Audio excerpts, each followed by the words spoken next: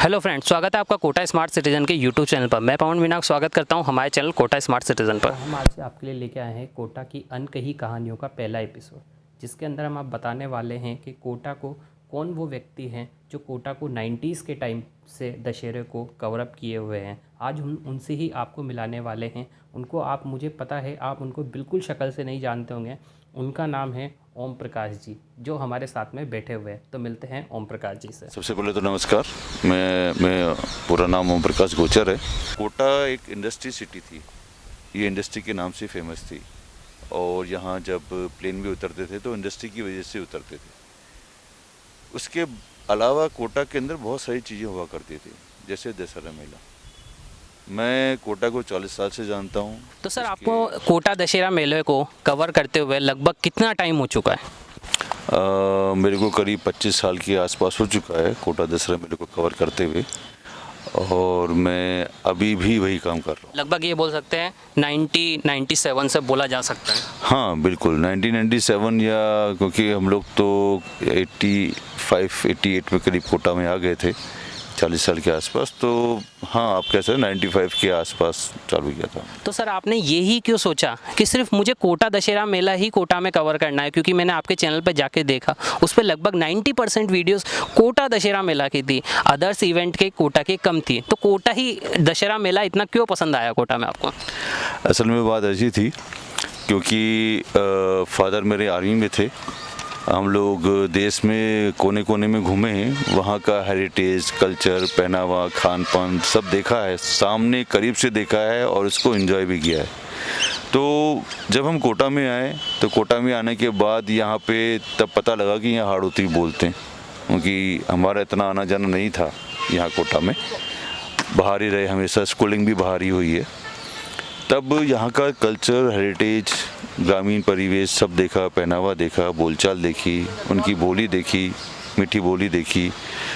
तब बड़ा अजीब सा लगा कि यार ये हमारे पास भी है कुछ अच्छा खासा। हाँ, कोटा में बहुत कुछ है, मतलब एक साथ इतने लोग इकट्ठे हो रहे हैं। हाँ, और सबसे पास जो हमें इसको करीब से देखने की जगह थी वो दशहरा मेला ही थी। तो दशहरा मेला पहली बार मैंने देखा था। हम लोग अपने दोस्तों के साथ और पेरेंट्स के साथ गए थे, तो क्योंकि उस समय जाने नहीं देते थे पेरेंट्स, छोटे छोटे बच्चे कैसे जाने दें। और आजकल तो ठीक है, पेरेंट्स बच्चों को छोड़ देते हैं शुरू से ही, मस्ती करो, घूमो फिरो। और उस ज़माने में तो शाम होती है 6 बजे नहीं, 5 बजे नहीं, घर पे घुसो। बहुत सारे पापा मुझे जाना दशहरा मेला। तो मुश्किल था। पापा बोलते थे कि बेटा मैं तो अभी ड्यूटी करके आया हूँ, इतनी जल्दी जाएंगे अभी तो। और फिर आर्मी में और थे अंकल। हाँ, तो वहाँ पे तो रूल्स बहुत तगड़े थे। वो कहते हैं ना कि दुश्मन को गोली मार दे तो पिताजी है, वो रूल्स फॉलो नहीं करे तो बोलते हैं भाई गोली मार दूँ। लेकिन डराने के लिए बोला जाता है, ऐसा कुछ मत समझना। वो तो देखो, उनका प्रेम रहता है बच्चों के साथ। वो जो उन्होंने देखा सीखा होता है, उनकी बोलचाल वही रहती है। बोलने चालने में स्ट्रिक्ट रूल फॉलो भी करते हैं घर के अंदर, टाइम पे आना, टाइम पे जाना। आपकी सफ़र की कहानी 90s के दौर से शुरू हुई, तो सर आप हमें आपके सफ़र की कहानी सुनाइए, क्योंकि हमारे शो का नाम ही है कोटा की अनकही कहानियाँ, जो आज तक किसी को पता नहीं थी। तो कोटा आपसे यही जानना चाहता है कि आपकी अनकही कहानियाँ कैसी रही? अनकही कहानियाँ तो बड़ी सुलझी उलझी, थोड़ी सी कड़वाहट, थोड़ा सा प्रेम, खट्टा मीठा था, पानी बताशे की तरह, जो आपको सबको पसंद है। हालांकि मैं पानी पताशे इतने नहीं खाता हूँ, लेकिन हाँ कुछ वैसा ही स्वाद था उसका। तो स्टार्टिंग करते हैं 90s से। तब मुझे यहाँ का हेरिटेज, कल्चर सब पता लगा। तब मैंने यहाँ के बारे में करीब से देखा। तब पता लगा कि हमारे यहाँ भी कुछ है, बहुत ज़्यादा है, जो लोगों को एक साथ जोड़ता है। हाँ, जो लोगों को एक साथ जोड़ता है दशहरा मेला। और यही सबसे पहला हमारी नज़रों के अंदर आया था। तो वही भाग गया था। वहाँ पे जो ग्रामीण परिवेश था, लोग आते थे, अपने ड्रेस पहन के आते थे। मुझे वहाँ ग्रामीण परिवेश की दुकानें, वहाँ पे लटकते हुए सामान, झालरें वगैरह बहुत बहुत प्रभावित किया करती थी। और फिर यहाँ की जो बोलियाँ हैं, फिर कई बार क्या पता लगता था कि यहाँ के गाने भी हैं अलग, गांव ग्रामीण क्षेत्र के जो रसिया वगैरह कुछ कहते हैं, तो वो सब बड़े अच्छे लगते थे। अब तो मैं ठीक है हाड़ौती थोड़ी बहुत बोल लेता हूँ, लेकिन उस ज़माने में बोलता नहीं था, लेकिन बहुत अच्छा लगता था उनका बोलना, उनके अंदाज बड़े अच्छे लगते थे। उनकी बोली भी समझने में आपको तो प्रॉब्लम आती होगी थोड़ी? प्रॉब्लम तो बहुत तगड़ी आती थी, बिल्कुल समझ में भी नहीं आती थी, लेकिन उनके जो टोन्स जो होते थे बड़े अच्छे लगते थे। तो वो सब चीज़ें बहुत प्रभावित करती थी। और जब हम देश में घूमे हों तो हमें कुछ यहीं पर ही खजाना मिले तो वो बहुत अच्छा लगता था। तो उनको देख के फिर दशहरा मेला जाने ज़्यादा चालू किया मैंने, फादर से परमिशन लेके जाना चालू किया, लेकिन अकेले जाने के लिए वो हमेशा मना करते थे। फिर यहाँ पे जगह जगह सुबह हम करीब शाम को जल्दी आ जाया करते थे, लेट नाइट में जाया करते थे। तो दोस्त लोग कहते थे कि पेरेंट्स लोग डांटेंगे करेंगे, तो हालांकि उनकी भी डांट खाई है, क्योंकि मेरी वजह से ही लेट होते थे और कोई कारण नहीं था। और मेरी वजह से इसलिए क्योंकि मैं खुद इन चीज़ को देखने के लिए टाइम बहुत लेता था, और वो बड़े परेशान होते थे मेरे कारण कि यार तू क्या कर रहा है, क्या देख रहा है यहाँ पे। मैंने बोला भाई मुझे अच्छा लग रहा है यार ये, तो वैसा सब चला करता था। ऐसी चीज़ देख के आपने फिर उनको कवर अप करना स्टार्ट कर दिया अपने कैमरे में?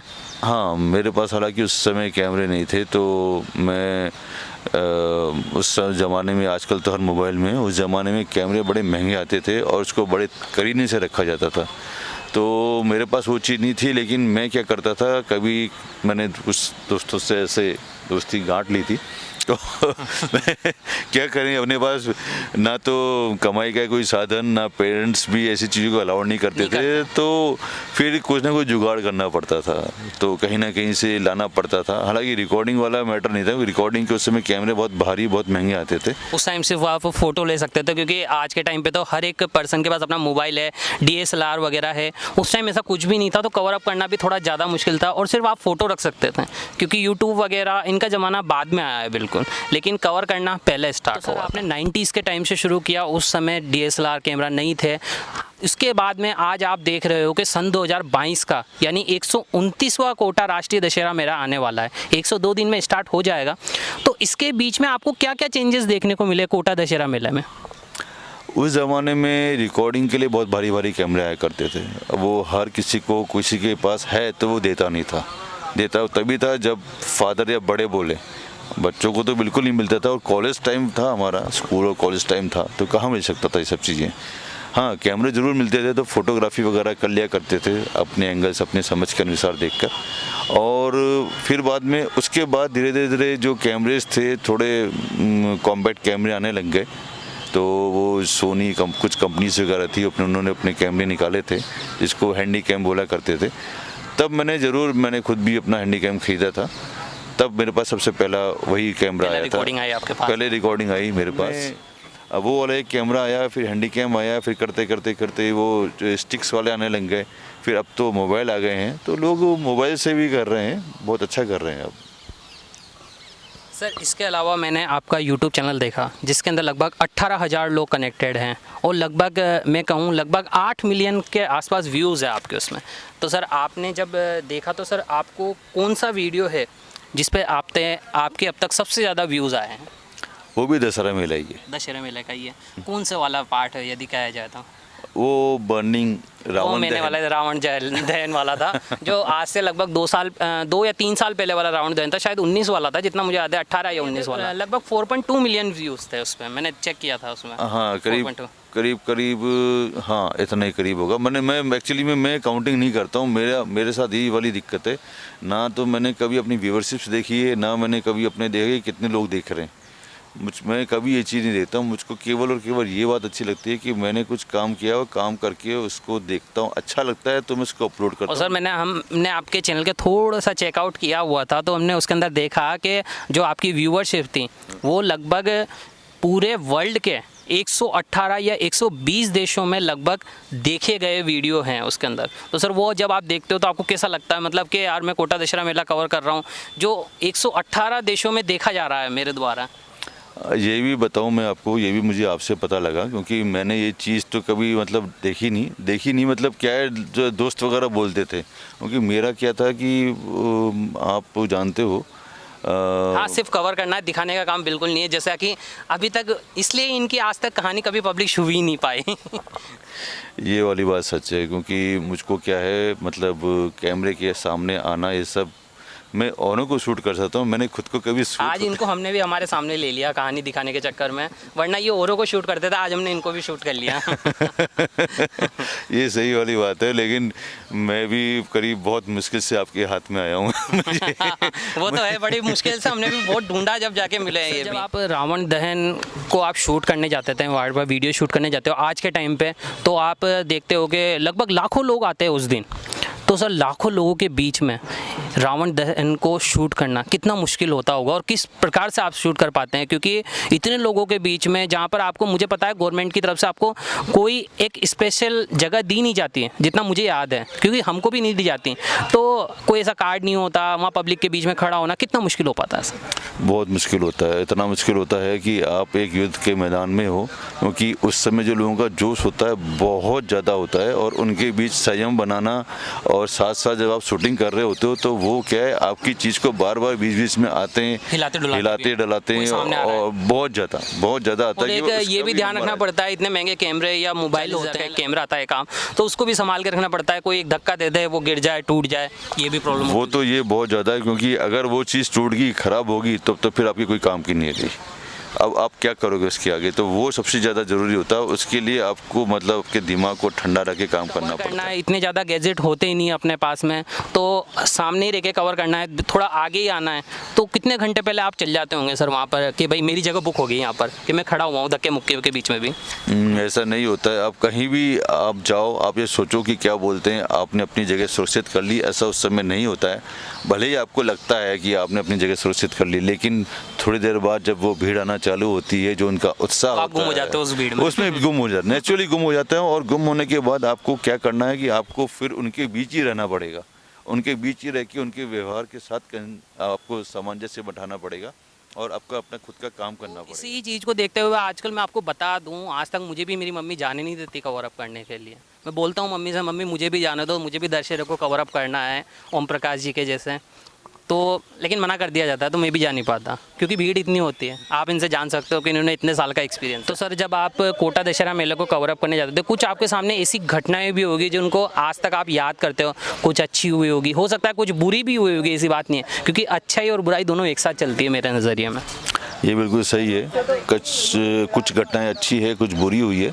मुझे याद है कि जब मैं रिकॉर्डिंग करने जा रहा था, तो उस समय क्या होता है, एक्चुअली में कॉन्ट्रैक्ट मिलता है, वहाँ पे कॉन्ट्रैक्ट मिलता है, तो जिसको कॉन्ट्रैक्ट मिलता है वही मतलब अपने आप को ऑथराइज पर्सन मानता है। और उस समय आप चली गए, आपकी पहचान नहीं है, तो आपके साथ बहुत दिक्कत है। वो मना कर देंगे, आपके कैमरे रख लेंगे, आपको मतलब बोलेंगे ठीक है, उनका काम है, उन्होंने भी पैसे खर्च किए, उनका ही बनता है, हक बनता है। लेकिन ऐसा नहीं है, क्योंकि ये सार्वजनिक तो गवर्नमेंट को भी ये चीज़ सोचनी चाहिए, क्योंकि प्रमोट हर लोग कर रहा है, क्योंकि कोटा दशहरा मेला को एक जगह से आप दिखा नहीं सकते पूरे देश के अंदर, देश और विदेश तक भी। मतलब आप देखते हो जब भी कोटा दशहरा मेला आता है तो विदेशी पर्यटन भी आते हैं, वहाँ पर उनके प्रोग्राम होते हैं उनके लिए, तो आप एक जना कवर कर नहीं सकता। तो गवर्नमेंट को भी ये चीज़ बोलना चाहिए कि आप कोई भी उसको शूट कर सकें। एक बार ऐसा ही हुआ था, क्योंकि जो विदेशी टूरिस्ट आए किए थे, तो उनके साथ कुछ ऐसी सिचुएशंस बन गई थी, हालांकि मैं नहीं बता पाऊँगा यहाँ पे। तो उन्होंने उसके लिए मतलब नेट के ऊपर डिटेल्स डाली थी, तब डिटेल डाली, तो क्योंकि मैं इसको कवर करता था, आता जाता था, तो लोगों को पता था, तो मीटिंग्स वगैरह में मुझको भी कभी कभी कॉल कर लिया करते थे। तो इन द सेंस इसलिए करते थे कि उनको ज़रूरत है, उनको इसलिए नहीं कि भाई ठीक है ये बंदा ये कर रहा, नहीं, उनको ज़रूरत है इसलिए बुलाते थे। तो मैं जाता था, तो उनके साथ कुछ ऐसी घटना हो गई थी जो उन्होंने नेट पे डाल दी थी। तब मैंने वो क्वेरी उठाई, और क्वेरी उठा के कलेक्टर साहब वगैरह से लेकर सबके पास ये बात गई, तब वो बड़े नाराज़ हुए। उसके बाद से उन टूरिस्ट के लिए एक अलग से स्टैंड वगैरह बना दिया गया। मैंने ही ये पॉइंट उठा के उनको बोला, साहब ऐसा इनके साथ हो गया तो ये आगे से नहीं आएंगे। और जो पार्टी जो कंपनी इसको लेके आई थी उस तक भी बात पहुंचे, तो उसने भी अगली बार उनको बहुत से सिक्योर तरीके से लेके आए और लेके गए। सर आपके साथ ये बुरी घटना हुई, आपने देखा, बताया, सब कुछ हुआ। इसके अलावा सर आप कोटा दशहरा मेला को इतने टाइम से कवर करते आ रहे हैं, तो हम कोटा की इन अनकही कहानियों में ये भी जानना चाहेंगे कि कोटा दशहरा मेला क्या आपको कौन सा पार्ट जो सबसे अच्छा लगता है शूट करते टाइम, या आपने देखा होगा इतने टाइम का एक्सपीरियंस है, आप किस पार्ट को आप बोलोगे? ये जो हमारे नगर निगम वाले जो बाहर से कर्मियों को बुलाते हैं फंक्शंस के लिए, ये सबसे अच्छा पार्ट है इसका, बहुत सुंदर पार्ट है। अलग अलग संस्कृतियों का आता है। हाँ, अलग अलग संस्कृतियों का आता है। कभी क्या बोलते हैं, कच्ची घोड़ी डांस आता है। वाला जैसे ये गायक बुलाते हैं, कभी सम्मेलन होती हैं, रंगमंच वाले प्रोग्राम होते हैं, रामायण होती है। ये एक बेस्ट पार्ट है और इसकी वजह से जो हमारे जो कोटा और आसपास के जो ग्रामीण क्षेत्र हैं वहाँ संस्कृति कायम है और उसको देखने के लिए लोग आते हैं। वो देखने के लिए आते हैं तो मेला के अंदर क्या है, एक फ्लो बना हुआ रहता है। ये बहुत अच्छा पार्ट है, ये कभी भी बंद नहीं होना चाहिए। रामलीला वगैरह पूरी होती है, अभी चल भी रही है रिसेंट में। अभी तो रामलीला मैं एक बात कहना चाहूँगा कि ये जो हम लोग तो चलो ठीक है, हम अपने एंड से काम कर रहे हैं, लोग देख रहे कर रहे हैं, क्वेरी आती है, मैं क्या बोलते हैं देश विदेश में बैठे हुए जो भी लोग वगैरह हैं, दोस्त सर्कल है, उनको भी मेल करता हूँ। इसके अलावा क्या बोलते हैं जो एम्बेसीज वगैरह होती है उनको भी मेल किया करता था मैं पहले। अब तो मैंने बंद सा हो गया कोरोना के टाइम से, मैं उनको भी मेल किया करता था। तो मैं वो बताने की कोशिश करता था कि क्या हो रहा है और हमेशा उनके टाइम टेबल अपडेट डालना वगैरह सब क्या करता था। वेबसाइट पे पूरा टाइम टेबल अपडेट मिलता था। कोटा लाइव से इनकी वेबसाइट थी, आप सर्च करोगे तो शायद अभी आपको मिलेगी नहीं, लेकिन डोमेन नेम आज भी इनके पास ही रजिस्टर्ड है। वो मैंने अभी क्या है एक्चुअली में कुछ इसके अंदर काम चल रहा है तो मैंने उसके कंटेंट्स अभी ऑफ किया हुआ है, तो उस पर काम चलने के बाद उसको डालें। लेकिन हालांकि ये वाली बात ज़रूर है कि मैं जब काम कर रहा हूँ तो मुझको ज़्यादा अच्छा लगता है काम करना। मैंने कभी अपने लिए इसलिए नहीं काम किया कि मुझको फेमस होना है, मैंने कभी काम नहीं किया। कभी भी आप मेरी आवाज़ भी नहीं सुनोगे इसके। नहीं, पूरे वीडियो में आपको कभी हमने देखा ही नहीं। हमने आज से हम फर्स्ट टाइम ही हमें आज ही इनसे पहली बार मिले हुए हैं। हाँ, ये वाली बात सही है। वो भी कोटा की अनकही कहानियों के बीच में। हाँ, इन्होंने काफ़ी टाइम से हमारी शायद 3-4 साल से 5 साल से बातचीत चल रही है, टाइम से पहले से बात हो रही है। लेकिन कभी भी हम लोग है ना आमने सामने आज पहली बार मिली। ये वाली बात सच है, क्योंकि मैं भी नहीं आना चाह रहा था लेकिन ये बोल रहे थे तो मुझको। तो सर ये खट्टी मीठी यादें तो होगी, इसके बीच में एक चटपटी याद भी होती होगी कि जैसे आप लेट नाइट तक आप शूट करते हो वीडियो, लगभग 11-12 आराम से बज जाती है जैसे रंगमंच पे, तो आप 12 बजे जब जाते होंगे तो मैम भी गुस्सा होती होगी आपसे, कई बार लड़ाइयाँ भी होती होगी कि क्या दिन रात भर ये करते रहते हो, ऐसा नहीं कि आके सो जाओ यहाँ पर, इतनी एज होगी। बिल्कुल एक ऐसा डायलॉग बोला जाता है, बिल्कुल उसमें भी लड़ाई होती होगी। ये वाली बात सही है, क्योंकि जब आप शादीशुदा नहीं थे तब तो कोई दिक्कत ही नहीं, सिंगल लाइफ थी। लेकिन शादी होने के बाद बहुत सारी जिम्मेदारी होती है और जब बच्चे बड़े होते हैं तो आपको हर फील्ड में हर जगह ध्यान देना होता है, हर चीज़ पे ध्यान देना पड़ता है, उनके बीच सामंजस्य बैठाना पड़ता है। ये बात ज़रूरी है और ये बात कई बार होता था। एक खट्टी मीठी यादों में या चटपटी यादों में आप इनको रख सकते हो, क्योंकि कई बार ऐसा होता था कि जब मैं लेट आता था तो कई बार कुंडी नहीं खुलते थे क्योंकि सब सो रहे होते थे। रात को 12-1 बज जाती थी लगभग, और 12-1 बजे कई बार तो ऐसी स्थिति भी आई है। एक किस्सा मैं सुनाता हूँ आपको कि मेरे गाड़ी में मैं लेके आया, अपनी मोटरसाइकिल पे लेके आया, जाने लगा तो गाड़ी चली और चलते दादा बड़ी चौराहे से पहले बंद होगी। मैंने कहा बंद कैसे होगी, ये तो होनी नहीं चाहिए, क्योंकि पेट्रोल वगैरह सब मैं निकलता हूँ तो सब चीज़ें देख के चलता हूँ। गया और देखा तो उसके अंदर पेट्रोल गायब हुआ और वहाँ से लेके जब पेट्रोल पंप जवाहरनगर वाला नहीं था, कैसे मैं लेके गया हूँ और कैसे घर पहुँचा हूँ। घर पहुँचने के बाद ये सोचा कि ये आराम मिलेगा, लेकिन वहाँ भी दरवाजा नहीं खुला रात को और खुले तो फिर बाद में क्या बोलते, लड़ाई हुई, थोड़ा बहुत प्यार मोहब्बत तो होती है। देखो आप कहीं गए हो और इतना लेट आ रहे हो और उसके बीच में आपने ऐसी सिचुएशन क्रिएट होगी और अगर आप उसको सहन कर रहे हो और एक बार नहीं अगर कई बार सहन करोगे तो आप ठीक है। कहते हैं ना कि सोना बनता है, तो सोना ऐसे ही बनता है, वैसा बड़ी मुश्किल से बनता है, बहुत पीटा जाता है उसे। हाँ, बहुत पीटा जाता है। सिचुएशन इतनी ज़्यादा पीटती है आपको कि आपको उनके बीच में अगर ठंडे रहे तो ठीक है, ठंडे नहीं रहे तो अगले साल की अरे यार अब मैं अगले साल नहीं जाऊँगा, और घर वालों को याद है कि वहीं जाएंगे तो मना कर देंगे, जाने नहीं देंगे, गाड़ी की चाबी छुपा लेंगे। लेकिन ऐसा आज तक नहीं हुआ। मैंने बहुत सहन किया है, बहुत सारी चीज़ें सुनी है, बहुत लोगों से नाराज़गी भी झेली है, कई लोगों ने मेरे को मना किया है, कई लोगों ने बीच में आ गया। तो क्योंकि समाज का काम है ये रोकना, तो बिल्कुल आप कुछ भी करोगे तो समाज तो जब तक आपको एक ऊंचाइयों तक नहीं पहुंच पाओगे तब तक तो समाज तो आपको रोकेगा, कुछ ना कुछ बोलेगा भी सही, फैमिली मेंबर भी बोलेंगे, कोई नहीं बोलेगा तो फैमिली मेंबर भी बहुत नाराज़ होते हैं भाई, ऐसी बात नहीं है। आपका प्रोफेशन ये नहीं है, लेकिन आप कर रहे हो क्योंकि आपको अच्छा लगता है। मुझको ये अच्छा लगता था, इसलिए मैं करता चला गया और आज भी मैं कर रहा हूँ। और आज भी मैं कभी भी पैसे के लिए नहीं कर रहा हूँ, मेरा मूड पैसे के लिए बिल्कुल भी नहीं है, मेरा मूड काम करने का है और मैं हमेशा कुछ ना कुछ सीखता रहता हूँ। और अभी भी मैं यही है, जाऊँगा तो मैं उसमें फ़ोटोग्राफी भी करूँगा और इसके अंदर क्या बोलते हैं वीडियोज़ भी बनाऊँगा, अपने एंगल्स चूज़ करूँगा और फिर बाद में जो ठीक है आप काम करते हो, अगर आप अच्छा काम करो तो लोग अपने आप आपसे जुड़ते जाते हैं तो लोग बातचीत करते तो कुछ लेन देन भी करते हैं। हाँ, आपको एक बात बता दें कि सर के पास में, ओम प्रकाश जी के पास में, कोटा दशहरा मेला की वीडियो देखने के बाद कई डायरेक्टर मूवीज़ वालों ने भी इनसे कांटेक्ट किया, इनकी वीडियो ली, कहीं ना कहीं यूज़ की होगी, लेकिन इनसे बातचीत की, उसके बाद इन्होंने कहीं काम देने के लिए, लेकिन इनका प्रोफेशनल ये नहीं था तो इन्होंने वो करियर चूज़ नहीं किया। की कहानियाँ ख़त्म करने से पहले, अनकही कहानियों को ख़त्म करने से पहले हम एक आखिरी क्वेश्चन और पूछना चाहेंगे कि कोटा के लोगों के लिए आपका कुछ संदेश है, कुछ आप बोलना चाहोगे उनके लिए कि भैया 129वां राष्ट्रीय दशहरा मेला आने वाला है, इस बारे में कुछ बोलना चाहोगे तो? सबसे बड़ी बात, आप आएँ, कोरोना के बाद है, आप आएँ विद फैमिली आएँ और अपने साथ सेफ्टी भी लेके चलें। सेफ्टी लेके ऐसे चलें कि जब भी आप आते हैं, आपके पास छोटे बच्चे हैं तो उनकी 2 जेब में, एक पैंट की जेब में, एक शर्ट की जेब में एक चिट डाल दें जिसमें आपका नाम, पता और मोबाइल नंबर हो। क्योंकि एक्चुअली में देखा गया है कि छोटे बच्चे जो होते हैं ना वो ही गुम हो जाते हैं, उनके लिए मन में बहुत दुख होता है। और कभी भी आप यदि बच्चों के साथ आते हैं, अपने छोटे बच्चों के साथ आते हैं तो टाइम ऐसा वाला देखें जिस टाइम में क्या बोलते हैं भीड़ कम हो, थोड़ा जल्दी जाने की कोशिश करें, ऐसे चीज़ को आप देखें और आप आए, फैमिली आए, एंजॉय करें। आपके साथ जैसे सैनिटाइजर वगैरह लेके आना चाहिए, सैनिटाइजर लेके आए, बिल्कुल मास्क लगा जब आए हैं तो उसको एंजॉय पूरा लेके जाइए। आप आए हैं, नहीं साथ में बीमारियां भी लेके जा रहे हो, बीमारियां बिल्कुल मत लेके जाइए, आप अच्छी तरह लेके आइए, खाइए पिए, जगह देखिए। नगर निगम ने बहुत अच्छे काम किए हुए हैं, अच्छी जगह निकाली है, खूब बढ़िया निकाली है। भीड़ में जाने से पहले आप देखें भीड़ कहाँ कम है, कहाँ ज़्यादा है, झूले वगैरह भी लगे हुए हैं। सेफ्टी सबसे ज़रूरी है आपकी और आपकी फैमिली की। जो अनकही कहानियाँ थी उसका ये पहला एपिसोड था। बात करी ओम प्रकाश जी से कोटा दशहरा मेले के बारे में, जो 90s के टाइम से इसको कवर अप करते आ रहे थे। तो आप हमें बताइए ज़रूर कि आपको ये अनकही कहानियाँ इनकी कैसी लगी। तो मिलते हैं नेक्स्ट वीडियो में। वीडियो को लाइक कीजिए, चैनल को सब्सक्राइब कीजिए और बेल आइकन को प्रेस कीजिए ताकि आने वाले वीडियो के नोटिफिकेशन आपको मिलते रहे।